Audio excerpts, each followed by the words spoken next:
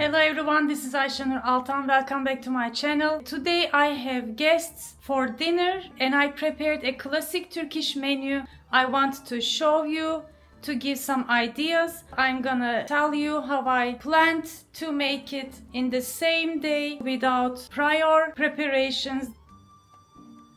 I already have most of them on the channel, detailed recipe, but I wanted to share how to prepare a full menu, enjoy a Turkish feast at home. So first I have here lentil soup. Today I wanted to make it a little bit between restaurant style lentil soup and ezogelin çorbası spicy lentil soup. It has a little bit spice but not tomato paste, so that's the difference.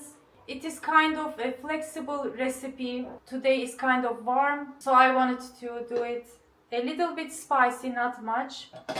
Usually, my friends, we make two main courses. One is kind of a stew, one baked oven dish, a meat, kebab, köfte. Today I skipped the stew-like dish we make either with meat chunks or ground beef and veggies. Usually it is, if it's the summer, either peas, green beans, could be türlü, mixed veggies, or güveç, for example, with mixed greens like if it's summer, eggplants, zucchinis, potatoes. I also have the recipe. If it's the winter, usually it is white beans, could be chickpeas with meat again. For the main course, I made Izmir Kofte, Izmir style köfte and potato. It has a little bit difference than the classic style köfte, but the base is very similar. I begin by processing stale bread and onion, and then add the ground beef, some salt, black pepper, a half a teaspoon baking soda gives a springy texture, it is optional, and a little bit paprika. I processed everything by pulsing. You can scrape down the sides to help to process easily, to mix everything, and then continue to pulse until it becomes an even mixture. In the last minute I decided to add 2 minced garlic to give extra bold flavor. In traditional way, when we make Turkish köfte, we grate the onions and then mix all the ingredients together with the breadcrumbs or stale bread and knead everything by hand for at least 5-10 minutes to make a dough-like even mixture. I'm going to rest my köfte before shape it. You can either fry or bake the köftes after you shape, and if you have time, rest it a little bit in the fridge. While my köfte mixture was resting, I made the sütlaç dessert, rice pudding, prepared the eggplants for the yogurt sauce as a side dish, and made the cookie dough to serve along with tea. I wanted to make it lighter, so I baked the köfte. So I placed them into non-stick round baking dish. My oven is preheated. I'm gonna fry until it is halfway cooked. Then for the potatoes, I cut them into wedges and halfway fried and placed them between the köftes that I baked, as you can see. And then I partially fried some green peppers and alternately placed on top of the potatoes and köftes. And finally, I sauteed some tomato and pepper paste in a little bit butter and olive oil mixture, added hot water, seasoned with some salt and black pepper, and poured the tomato sauce over the köftes. And I continued to bake them for another 30-40 minutes until everything is baked well. And as a side dish, I made Çiğköfte. I was thinking to make sarma, yaprak sarması, grape leaves. But I have mom with me and she wanted to have Çiğköfte. She loves it. It's raw bulgur balls. It's a beautiful spicy entry made with thin bulgur wheat, onions, lots of spices, tomato pepper paste, pomegranate molasses, olive oil. Very delicious, spicy. You eat with the greens together, wrap it.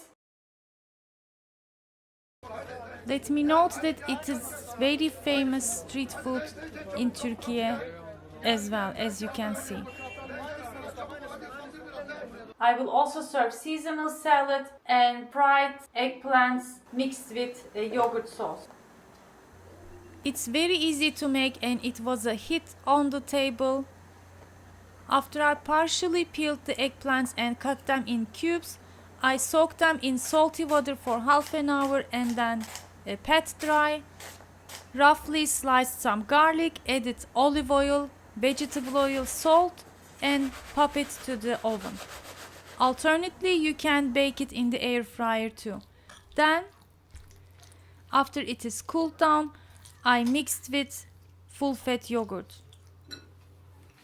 As a side dish, we always have rice, either could be plain or I prefer it with orzo. The orzo pasta in the rice gives a nutty flavor since you saute it with some butter before you add the rice. And I have all the details how we make the fluffy Turkish style pilav. Very delicious, my friends. Make sure to give it a try if you haven't yet. I have some börek as a hot entry. Some of them has cheese filling and some of them potatoes.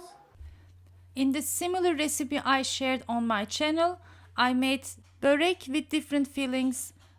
As a filling, you can make one with spinach or cheese, potatoes, or even minced meat. In today's recipe, I used a potato filling.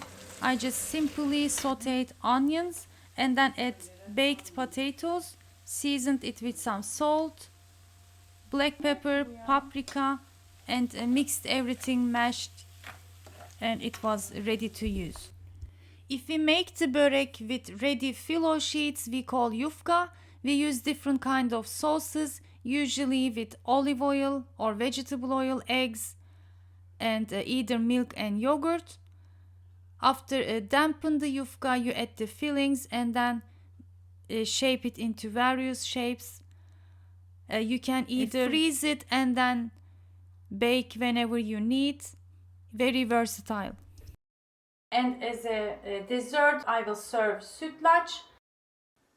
I begin making my sütlaç early in the day after I shaved my köfte when it was resting.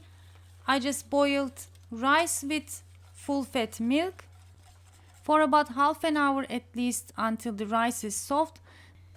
In another small bowl, while also making the cookies, I mixed egg yolk, wheat starch and some water, give it a whisk and heat it up, drizzling hot milk while whisking vigorously, and poured back to the mixture to thicken.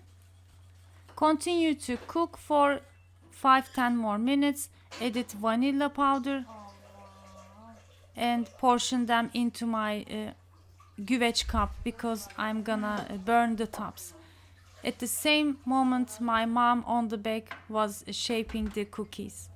Let it sit for a while for the rice pudding to form a skin and then put it to the top rack to the oven. I baked along with the köftes here. Poured some water to the bottom so the rice pudding don't continue to cook, and burnt the top. Please check the links for the full recipe.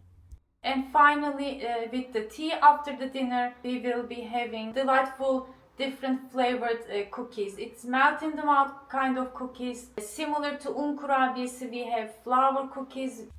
That's how you can literally translate kurabiyesi, but it is kind of a shortbread cookies, widely available in patisseries in Turkey.